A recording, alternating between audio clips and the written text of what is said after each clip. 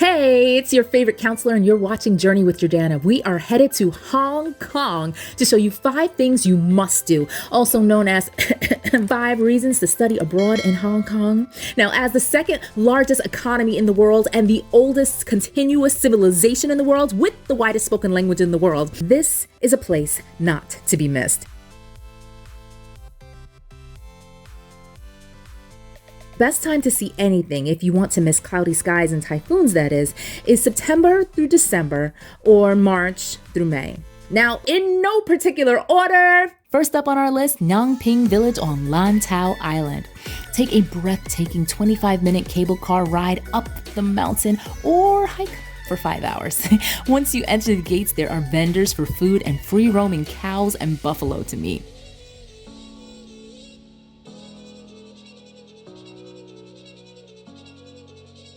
You can visit the Po Lin Monastery to observe Buddhists at worship and see 10,000 Buddhas. Keywords: observe. Don't be like me, who found herself standing there with a foot on fire, couldn't figure out why it was burning. Yeah, stepped on some incense. Anyway, you can also climb up over 268 steps to the world's second largest statue of Buddha, the Tian Tan Buddha. Can I tell you, it took my breath away, like literally. You can't hear me here because I barely have breath to whisper. You can't see the incline, but y'all, there's a mountain behind me. I'm ascending. And the weight of the baby added another 20 pounds, but it was a meditative experience. So I took the time to pray, and the views at the top were worth the journey.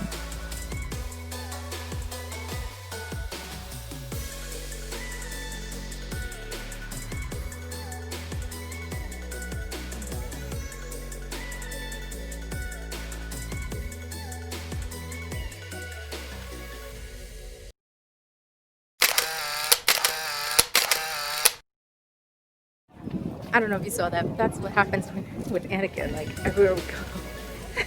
You can also hang a wishing placard on the Bodhi tree in Nangping Village.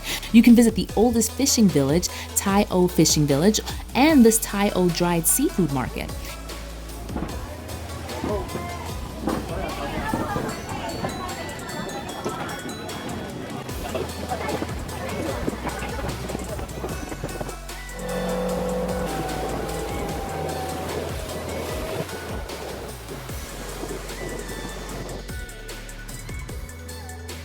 You can even go around the waterways of Tai O for a close look at villagers' everyday life in the iconic and connected stilt houses.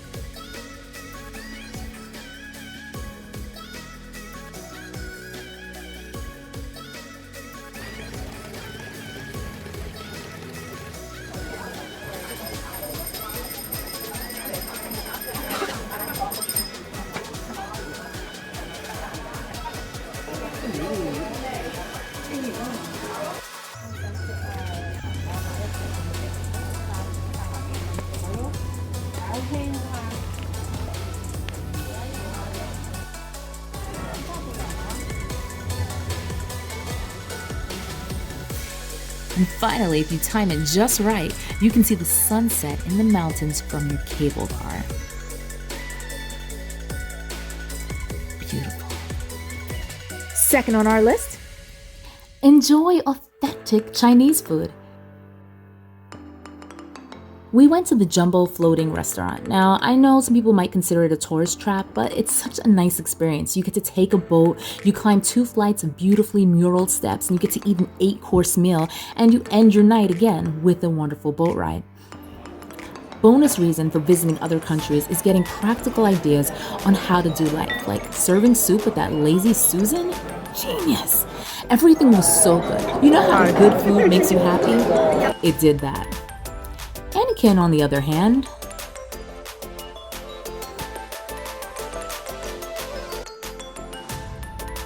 would I be wrong for showing you a quick food montage?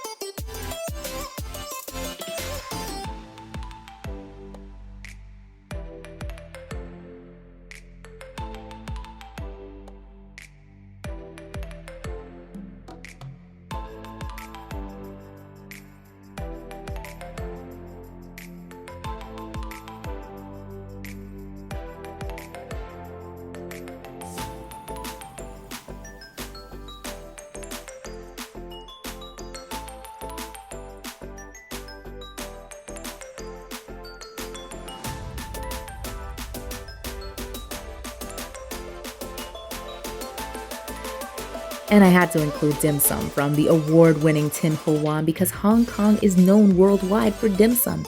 It's basically small bite-sized portions of food including various types of steamed buns, rice noodle rolls, and dumplings with a range of fillings from pork to prawns, try saying that 5 times, and chicken to vegetables. Now, it's usually served in small steamer baskets or on a small plate or a styrofoam plate if you order it to go, but it's all made fresh to order. It's cheap! So of course, the lines were crazy. Special note, bring cash. You also get to see how franchises change up their food for different countries and participate in different cultural customs like sharing. Yeah, apparently that chicken box was meant to be shared. I ate the whole thing. You look so greedy. Oh, and don't forget the tea. Whether you choose to attend a tea ceremony or have tea with your dinner, you'll have lots of chances to try different teas. Third on our list, check out Victoria Peak via the Peak Tram. Be sure to get your tickets in advance because that line was crazy. But of course, Anna can use the opportunity to make friends again. Riding the Peak Tram is the quickest and most scenic way to arrive at the peak. The ride up is only about 7 to 8 minutes. If you took a bus, it would take about an hour. But the ride on the tram is cool because it's the steepest in the world. Like as you go up, you can actually see the buildings looking like they're leaning and about to fall on top of you. And if you sit on the right side, you'll get the best views of the mountains and the harbor. That is if you even get a chance to choose. The crowds were so crazy. We were jammed shoulder to shoulder. I don't even know how I got in because my feet were lifted off the ground by the crowds. Like I was just carried in and I was laughing hysterically because I couldn't believe that I couldn't even touch the ground because of the sea of people. Anyway, on top of the peak is the Peak Tower, regarded as one of the most stylish architectural icons in Hong Kong. Inside the Peak Tower, there's a mall with restaurants, shops, and entertainment. And don't forget to check out the Sky Terrace's 360-degree view of the city on top of the tower. You can see the city, the harbor, and the mountains all in one gorgeous view. It looks like a picture, right? There are also a number of nature walks around the peak when you just want to get away from city life. Fourth on our list, markets and shopping. Now, if you're a high-low girl like me, you will be in awe. There are a number of markets, but be sure to hit up the Temple Street Night Market. It's Hong Kong's largest night street market. You'll see bags, 3D cards, traditional clothes,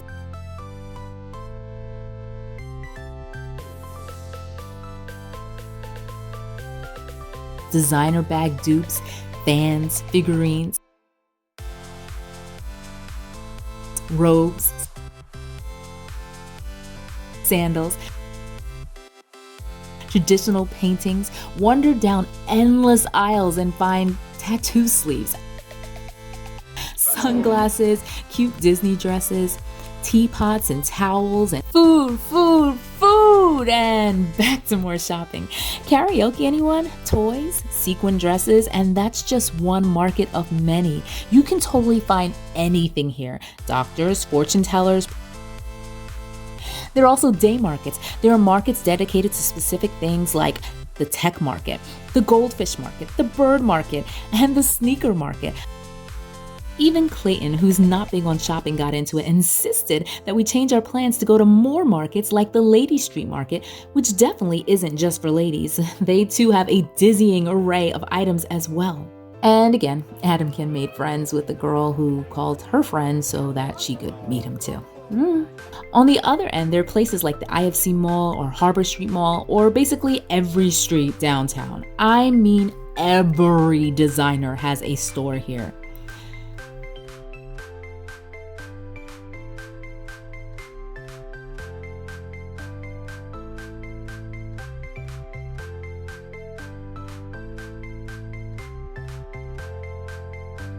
Just one warning, no seats. There are no seats.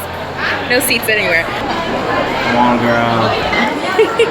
And fifth on our list, Hong Kong Disney. It's perfect whether you're homesick or just want a little magic in your life.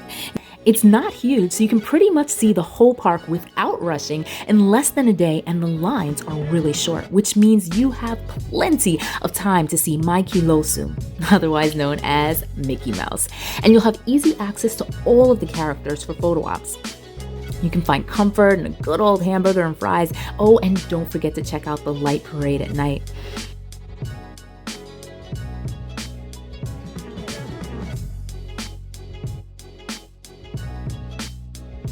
Now, if you're looking for thrilling rides though, this might not do it for you. You'll probably want to go to Ocean Park, but it's a fun day.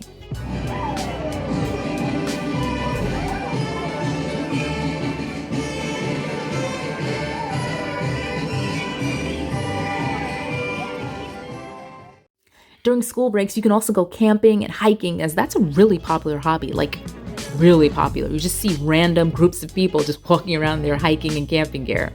Bonus, getting around is really easy. I mean, you can take trains almost anywhere. You simply get an Octopus card and then you can swipe that for your train fares and then top it up and use it for groceries, clothing stores, or even vending machines too. Their signs are really clear and some are in English even, and people are really helpful.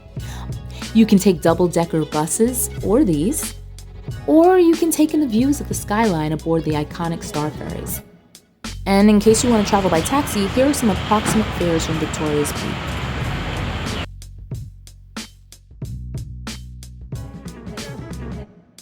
All right, so we're back. Thanks so much for watching. I hope that you liked it. Yeah, you hope so too? You did. You had a good time. Don't forget to subscribe if you haven't subscribed, like if you liked, and click the notification bell so that the next time we post, you'll be the first one to know. Thanks. I'm Jordana. I've been a college counselor, college admissions rep, and adjunct professor while married into the military. I've lived in New York City, Savannah, Alabama, and even Korea with my husband and 2 baby boys. So that's how I got to be here right now with you, helping you take the next step in your journey towards your future. Hello! Come on in and take a seat on the counseling couch.